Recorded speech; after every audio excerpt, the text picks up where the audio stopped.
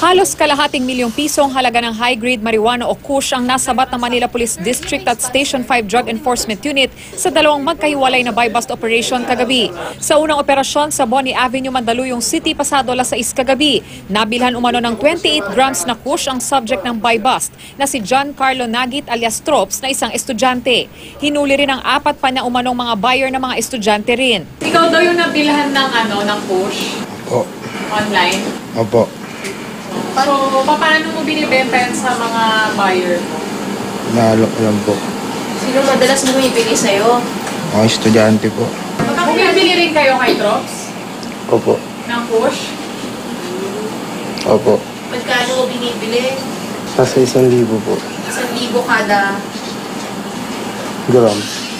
Sa kabuuan, 112 grams na suspected kush na may halagang 168,000 pesos ang nakuha sa mga suspect.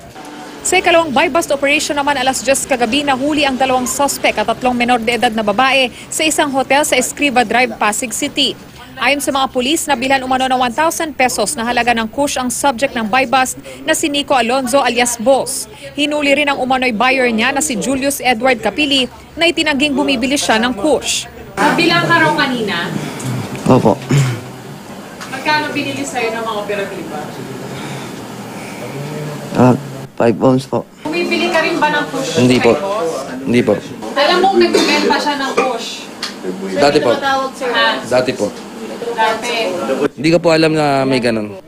Sa kabuuan, 168 grams na hininalang kush na nagkakahalaga ng 252,000 pesos, kalahating gramo na hininalang shabu na may 1,000 pesos estimated value at mga drug paraphernalia ang nakuha sa mga suspect.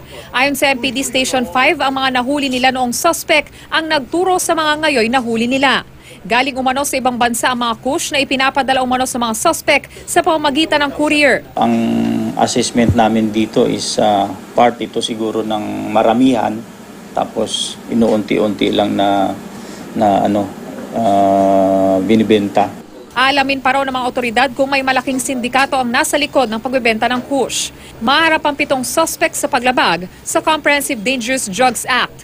At 3 menor de edad naman ito turn over sa DSWD. Von Aquino, GMA News.